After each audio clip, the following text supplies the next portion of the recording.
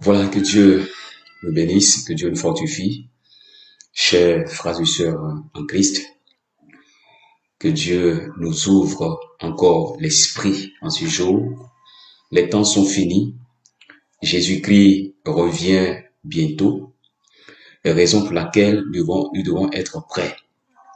Être prêt, c'est tout simplement euh, chercher à se sanctifier, c'est demeurer dans la vie de sanctification, dans la vie d'obéissance à la parole du Seigneur Jésus-Christ.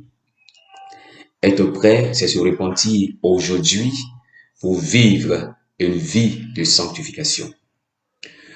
Et donc, nous parlerons du péché de l'idolâtrie. L'idolâtrie, l'adoration des idoles. Qu'est-ce que c'est?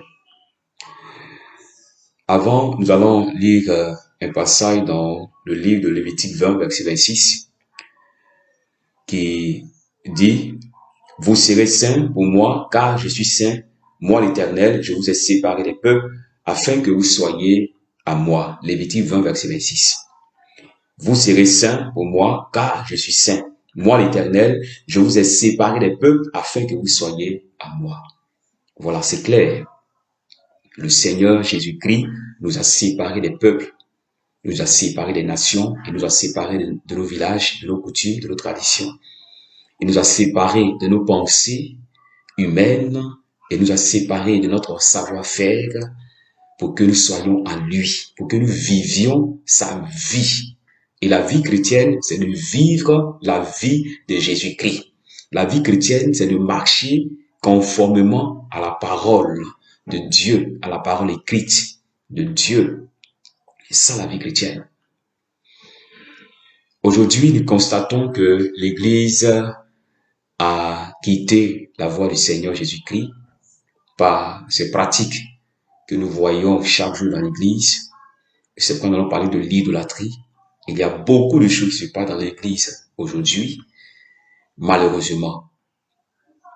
Que Dieu le bénisse. On va lire encore notre passage dans le livre de 1 Corinthiens 1, verset 1.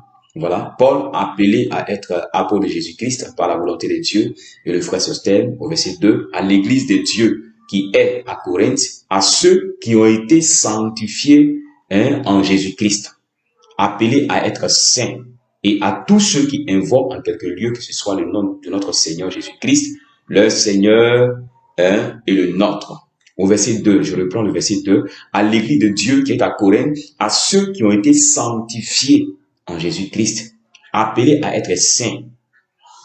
Est-ce que nous voyons un peu? Donc, c'est cela. L'Église est l'assemblée des saints. C'est ça l'Église. L'Église compose tous ceux-là qui ont accepté Jésus-Christ de Nazareth comme Seigneur et Sauveur, tous ceux-là qui ont décidé de faire ce que Jésus-Christ dit. C'est ça l'Église. Tous ceux-là qui ont décidé d'écouter la voix du Seigneur Jésus-Christ et d'être guidés par le Seigneur Jésus-Christ. C'est cela l'Église. Et donc, il est important que nous sachions ces choses. Hébreux 12, verset 14. Qu'est-ce que Hébreux 12, verset 14 dit? Recherchez la paix avec tous et la sanctification sans laquelle personne ne verra le Seigneur Jésus-Christ. C'est clair. Donc, sans la sanctification, personne ne verra le Seigneur Jésus-Christ. Sans la sanctification, personne ne verra le royaume des cieux. Et c'est pourquoi il est important de revenir à la parole de Dieu. Il est important, bien aimé, de sortir du monde, de quitter l'idolâtrie. L'idolâtrie est dans l'Église aujourd'hui, malheureusement. Nous voyons ces fêtes païennes qui sont pratiquées aisément dans l'Église. Et ces fêtes représentent l'idolâtrie. Satan se cache derrière ces fêtes, les fêtes de Noël, les fêtes du 1er janvier, 31 décembre, les fêtes des pères, des mères, la Saint-Valentin, et en Côte d'Ivoire ici, il y a une fête qu'on appelle la Pâquino. Ce n'est pas la Pâque, c'est la Pâquino. Voilà, c'est une fête aussi païenne.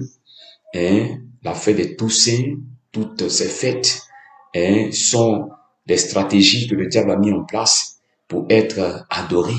Et c'est cela l'idolâtrie. Alléluia. Voilà. Donc l'idolâtrie, c'est l'adoration des idoles. L'adoration des idoles. Et une idole est tout simplement la représentation, voilà, la représentation d'une divinité par une image, par une statue. Voilà. C'est l'adoration qu'on porte à une personne ou bien à quelque chose. Tout ce qui prend la place de Dieu dans notre cœur. Tout ce que nous aimons, plus que Dieu, représente l'idolâtrie. Et un chrétien qui continue encore d'aller chez les marabouts, un chrétien qui continue encore de faire des sacrifices au village ou des sacrifices, je sais pas, il est dans l'idolâtrie. Voilà, il est dans l'idolâtrie. Un chrétien qui continue à s'adonner aux choses de ce monde est tout simplement dans l'idolâtrie. Un chrétien qui continue à s'habiller comme le monde, qui continue, la sœur en Christ, la femme en Jésus-Christ qui continue encore à se maquiller est dans l'idolâtrie, qui continue à s'habiller comme les gens du monde est tout simplement dans l'idolâtrie. Parlant même des passions de la jeunesse, les passions de la jeunesse, les passions, il y a beaucoup de passions aujourd'hui, beaucoup de passions. Il y a le sport, il y a les jeux, il y a beaucoup de choses. Tout cela représente l'idolâtrie. Les musiques païennes, les danses païennes, toutes ces choses représentent l'idolâtrie. Nous allons lire 1 Corinthiens 10, je prends le verset 14. Voilà, on va prendre le passage. 1 Corinthiens 10, verset 14, voilà, je lis. C'est pourquoi, mes bien-aimés, fuyez l'idolâtrie. C'est clair, c'est pourquoi, mes bien-aimés, fuyez l'idolâtrie. Fuyez l'idolâtrie. Donc, voilà, la Bible est claire. Fuyez l'idolâtrie. 1 Corinthiens 10, verset 14. Je vais lire encore un autre passage dans le livre de Exode 20, à partir du verset 1. Exode 20, à partir du verset 1. Alors Dieu prononça toutes ces paroles en disant, je suis l'Éternel ton Dieu, qui t'ai fait sortir du pays d'Égypte, de la maison de servitude. Tu n'auras pas d'autre Dieu devant ma face. Au verset 4, tu ne te feras point d'image taillée, ni de représentation quelconque des choses qui sont en haut dans les cieux, qui sont en bas sur la terre et qui sont dans les eaux plus bas que la terre.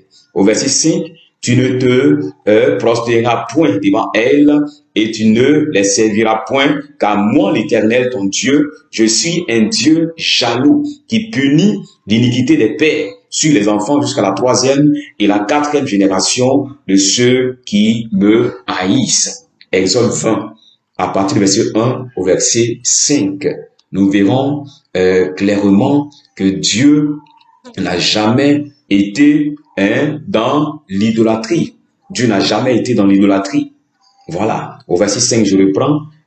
Tu ne te prosterneras point devant elles et tu ne les serviras point. C'est car moi, l'Éternel, ton Dieu, je suis un Dieu jaloux qui punit l'iniquité des pères sur les enfants jusqu'à la 3e et la 4e génération de ceux qui me haïssent.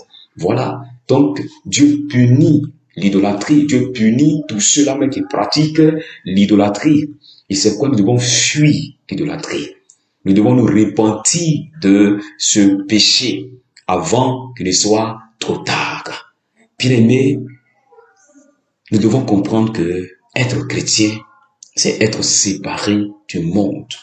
Comme nous l'avons lu tout à l'heure dans Lévitique 20, verset 26. Dieu nous a séparés des peuples afin que nous soyons à lui.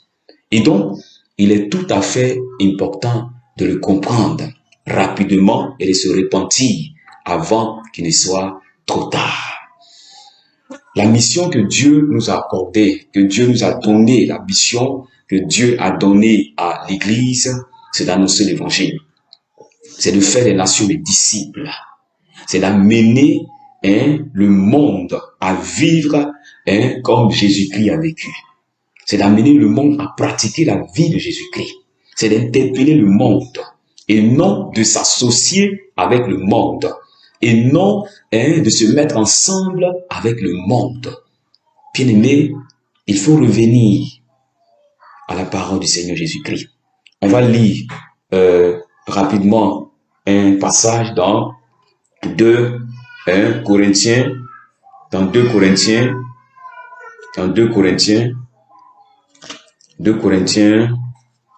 14, 2 Corinthiens 6, pardon, le verset 14, 2 Corinthiens 6, verset 14. Voilà, vous prenez le passage avec moi. 2 Corinthiens 6, verset 14. 2 Corinthiens 6, verset 14. Et voilà, prenez le passage avec moi, 2 Corinthiens 6, le verset 14. Voilà, je lis la parole de Dieu. Ne vous mettez pas avec les infidèles sous un joug étranger, car quel rapport y a-t-il entre la justice et l'iniquité, ou qu'y a-t-il de commun entre la lumière et les ténèbres? Quel accord y a-t-il entre Christ et Bélial, ou quelle part a le fidèle avec l'infidèle?